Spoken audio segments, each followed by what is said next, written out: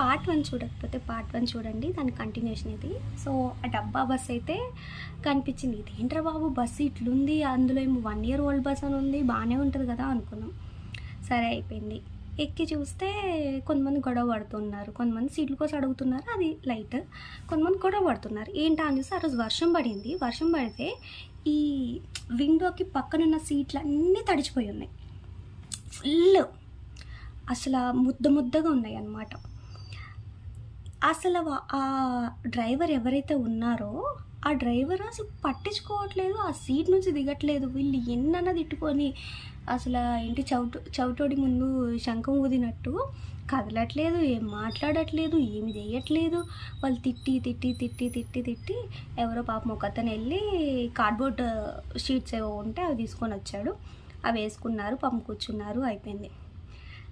Late start అయింది, అది light. సరే స్టార్ట్ అయింది, అయిపోయింది.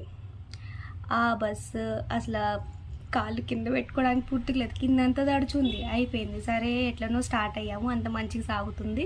కానీ నాకు నిద్ర పట్టట్లేదు. ఎందుకనంటే ఆ ఫైర్ యాక్సిడెంట్స్ అదంతా గుర్తొస్తుంది, బస్సులో జరిగిన ఇన్సిడెంట్. అందులో ఫ్రంట్ కూర్చొని ఉన్నా, ఇంకేం లే, డ్రైవర్ సీట్కి నాకు మధ్య ఒకటి అది ఉంటుంది కదా, అదొకటి ఉందన్నమాట. మనసులో అసలు మొత్తం గజిబిజి గందరగోళంగా ఉంది, నిద్ర పట్టట్లేదు. అప్పటికి చాలా ట్రై చేసి నిద్రపోవడానికి అవ్వట్లేదు. 1:32 అవుతుంది. అప్పుడే కళ్ళు మూసుకున్నా, ఇట్లా కళ్ళు మూసుకొని కొంచెం ఇట్లా ఉన్నా, నా పక్కన మేల్ అనమాట.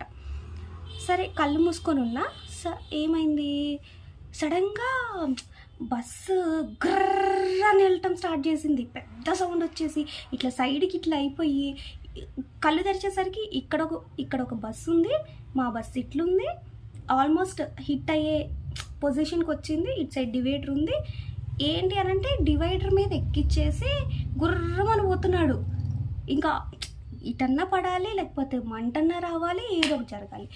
ఆ దెబ్బకి నేను ఇట్లా ఉలిక్కిపడి లేచి ఆ పక్కనున్న సీట్ మీద ఇట్లా గట్టిగా హ్యాండ్ పట్టేసుకొని ఒక్క 10 నిమిషాలు ఏం అర్థం కావట్లే, ఏం జరుగుతుంది, కనీసం ఆపాడా అతనంటే ఆపలేదు. ఏం జరిగింది, ఏం జరగలేదమ్మా అని కూడా ఎవరికి చెప్పలేదు. ఆ అర్ధరాత్రుల్లో అసలు ఎట్ట తీసుకెళ్తున్నాడు ఏంటో అర్థం కాలేదు.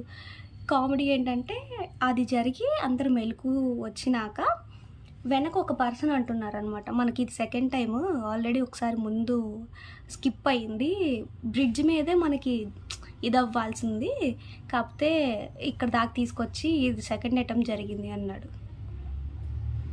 ఇంకొకటి ఉంది, పార్ట్ 3 వస్తుంది, దాంట్లో అసలు విషయం చెప్తాను.